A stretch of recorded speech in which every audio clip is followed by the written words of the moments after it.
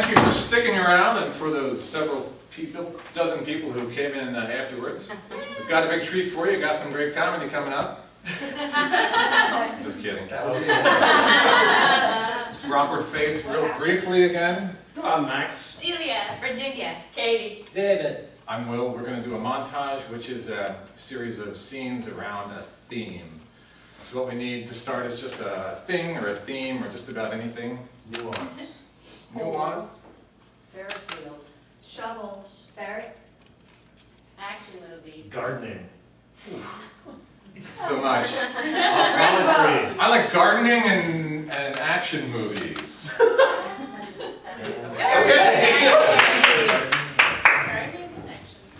One time I went to see this action movie, and it was so bad I can't remember what it was, because it was one of those forgettable films. It might have been called 15 Minutes or something.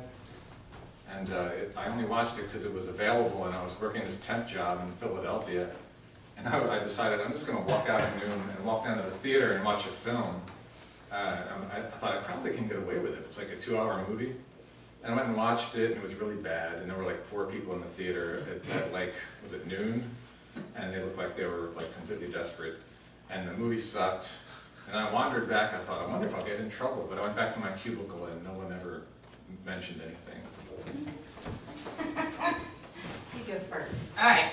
I'll tell a story about when I was a little girl. I went to a very hippie summer camp, and we had a big garden, huge. And one of my favorite days was Harvest Day.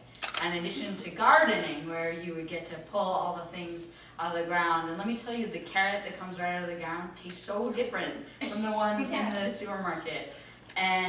But also what tastes really different is the chicken that you just killed. And when I was a little girl, it was a real huge experience to, swing the chicken around, and then you put it down on the, like the wood log that's like a standing, what's that called? Like a stump. That's it. And then there's these 2 little nails that you put the neck right in between. And then one camper holds the axe right over the neck. And you don't actually chop down with an axe because you don't want to screw up. So what you do is you hold the axe there, and then you take a sledgehammer on the axe. And then you pluck all the feathers. And I remember the consequent years at summer camp, because I never did it again, because you really smelled that. When you were standing in line for dinner, you could tell who had done the chicken slaughtering. And that summer after camp, I decided I'd be a vegetarian for like 2 weeks until I realized all the things I liked, like hamburgers and steaks, and they're all meat. Yeah. Do you want to So I was going to talk about gardening, but your story reminded me that when I was a kid, we had lots of animals. My parents kind of had like a little hippie thing going on. Like we had our own like goat's milk yogurt, like from the goats. Like milking a goat just seems really weird to me, but my parents would milk the goats, and we would have this goat's milk yogurt, and I thought it was so disgusting because it tasted like goat, And I always wanted, like, Mom, Dad, can't we have like the kind from the store that doesn't taste like goat, And there would be like goat's milk, and we always wanted like the milk from the store, And my mom would make homemade granola, and we'd always like to trade it at school for like Cheetos or something, And now I think like, God, she made this great healthy stuff, And now like you can buy like goat's milk and goat's yogurt for like tons of money at the store and everything. So it's interesting how I just thought it was so disgusting at the time. We also, gardened and like slaughtered the animals that we had. So I have a few bloody chicken stories myself, as well as like the skinning of like, rabbits. Because we would have conillo, my dad's Italian, we'd have like, cooked rabbit. So it was like, here's little Spiffy or whatever her name was, and like, she's dead, and we're skinning her, and sweetie, you want to help me take the guts out? Look, here's the little heart, And it was kind of cool, actually, in a way. We have a lot in common. Yeah, it didn't make me want to be a vegetarian, though.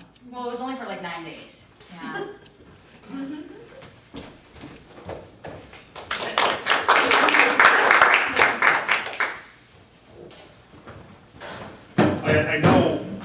I know it's your favorite chair, son, but you're going to have to be the one who pulps it.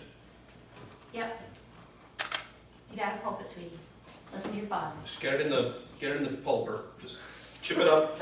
We're using it for the fire and to make the tan bark for you kids for your little playground outside. I don't like tan bark. Well, we're gonna use all your chairs and all your little furniture for tan bark.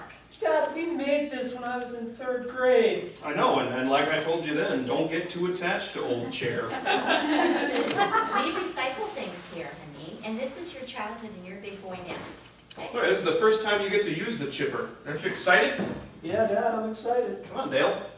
Here, Chair. here's the axe. Oh, those are the little. It's a little too big, so you're gonna have to chop it up. Oh, yeah. Initials you guys carved in it. That was a lot of fun, It's wasn't really it? cute and you hand painted it, sweetie. I remember that. It's really nice. Okay. I was going to give it to my son someday. Oh, no, someday you'll make one with your son, and then when he's old enough, you'll make him put in the chipper. Yeah. Just tiny little pieces, right? Okay, Just Dad. like we talked about. A little harder. Pretty indestructible. Man, You're not trying very hard, sweetheart. I don't think you want to do this. I don't think you want to become a man. Every little boy needs to become a man and needs to chop up his chair and put it in the chipper. Maybe my dream is to move to Kansas City and paint murals. oh no. No. Our kind of people don't paint murals, sweetheart. That's just not the way it goes. We are the Vanderbombs. We're the We Vanderbilts. are not a family of painters. I will not see you becoming some kind of street artist. No, no. God. Nope. He's just like my brother.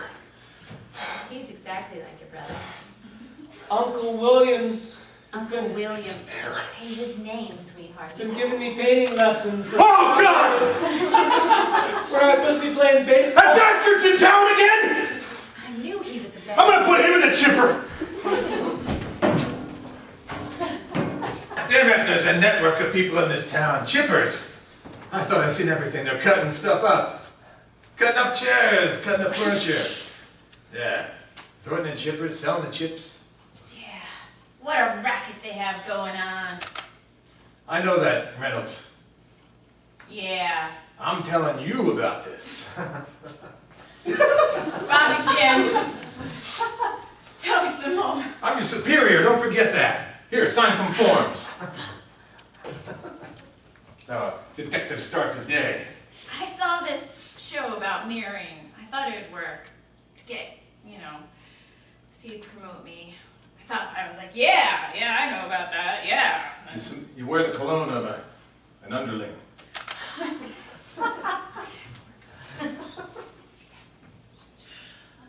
Okay. So, Mr. James, what are we doing today? Well, I thought we might get out and try to get to the root of this chipping thing. All right, we're on those chippers. Just need a clue of some sort. What's that?